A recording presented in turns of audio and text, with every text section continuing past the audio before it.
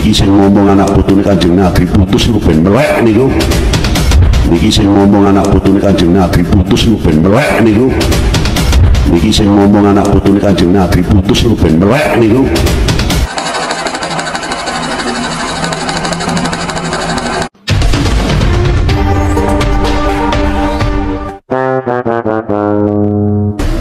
Al-Habib Abdullah bin Al-Haddad dalam kitabnya berjudul Risalatul Mu'awanah menulis tentang sebab musabab hijrahnya Imam Ahmad Al-Muhajir ke Hadramaut.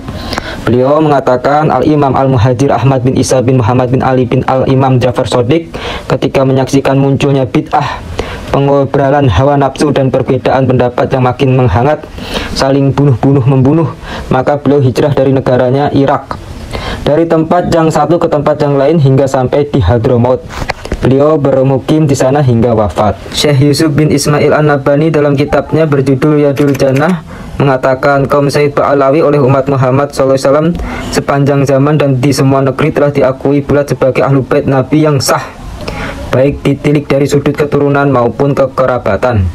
Dan mereka itu adalah orang-orang yang paling tinggi ilmu pengetahuan agamanya nih, yang Habib yang mau belajar maksudnya, paling banyak keutamaannya dan paling tinggi budi pekertinya. Sejarawan Hadramaut Muhammad Bamutrif nih, dengar nih namanya Muhammad Bamutrif, mengatakan bahwa Alawiyin atau kabilah Ba'alawi dianggap kabilah terbesar jumlahnya di Hadramaut dan yang paling banyak hijrah ke Asia dan Afrika. Kabilah Alawiyin di Hadramaut dianggap orang Yaman karena mereka tidak berkumpul kecuali di Yaman dan sebelumnya tidak terkenal di luar Yaman.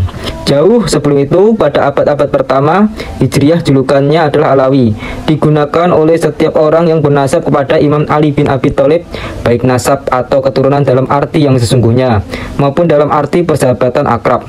Kemudian sebutan itu Alawi hanya khusus berlaku bagi anak cucu keturunan Imam Al-Hasan dan Imam Al-Husain. Dalam perjalanan waktu berabad-abad, akhirnya sebutan Alawi hanya berlaku bagi anak cucu keturunan Imam Alwi bin Ubaidillah. Kata siapa? Kata sejarawan Muhammad Bamutrif nih, sejarawan Hadramaut. Sungguh sangat mutawatir sekali ini ceritanya Pak Alawi ini. Niki sing ngomong anak putune Kanjeng Nabi putus lu ben melek niku. Ubaidillah melahirkan Muhammad bin Alwi, Muhammad bin Alwi melahirkan Imam Alwi bin Muhammad bin Alwi, Imam Alwi melahirkan ketika itu salam, Assalamualaikum ayuhan nabiyyu warahmatullahi wabarakatuh, dijawab oleh datuknya, Alaikassalam ya Syekh, Alaikassalam ya waladi, man huwa? Al-Imam Ali Khaliqasam. Niki sing ngomong anak putune Kanjeng Nabi putus lu ben melek niku. Niki sing ngomong anak putune Kanjeng Nabi putus lu ben melek niku. Nah, itu mata rantai yang disebutkan Habib Lutfi. Istilah hadis itu sanadnya seperti itu. Maka apabila kalian mengatakan mata rantai itu doif ataupun maudhu, berarti Habib Lutfi nggak sikoh dong. Ya, kalau nggak sikoh berarti nggak bisa dipercaya. Masa seorang Habib Lutfi nggak sikoh? Ini kalau Imam Bukhari sudah diterima periwayatan seperti ini nih. Sekelas Habib Lutfi bin Yahya apabila meriwayatkan tidak dianggap sikoh, berarti pemikiran Anda itu penyakitan. Kurang lebihnya seperti itu.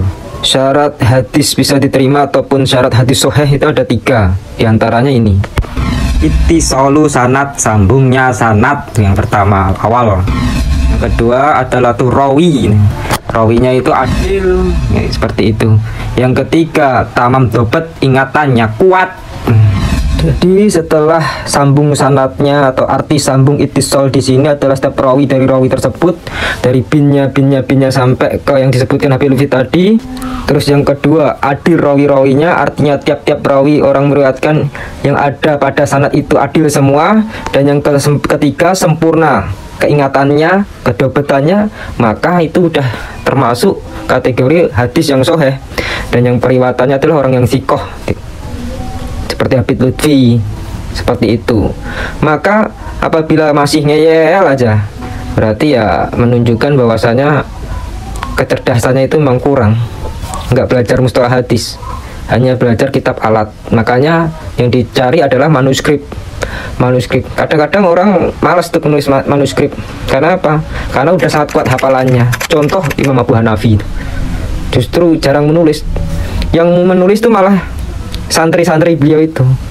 Dan Imam Syafi'i pun sedikit juga menulis, tapi yang paling banyak murid-murid beliau. Seperti itu kurang lebihnya.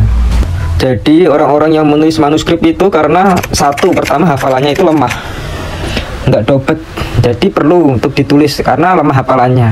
Tapi bagi orang-orang yang cerdas sekelas Imam Abu Hanafi dan Imam Syafi'i, ya perlu menulis tapi nggak begitu penting juga.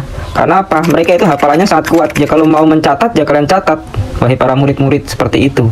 Kalau Imam Syafi'i dihafal, bahkan keluar pasar pun tutup telinga beliau saking hafalnya itu kuat. Makanya manuskrip itu diperlukan apabila otaknya itu hafalannya lemah, maka perlu menulis. Tapi apabila hafalan tradisi lisannya kuat, maka tidak perlu menulis. Tapi alangkah baiknya digunakan kedua-duanya. Karena apa? Nanti akan timbul zaman-zaman seperti ini menanyakan manuskrip. Makanya perlunya ditulis manuskrip. Wallahu ta'ala bishawab.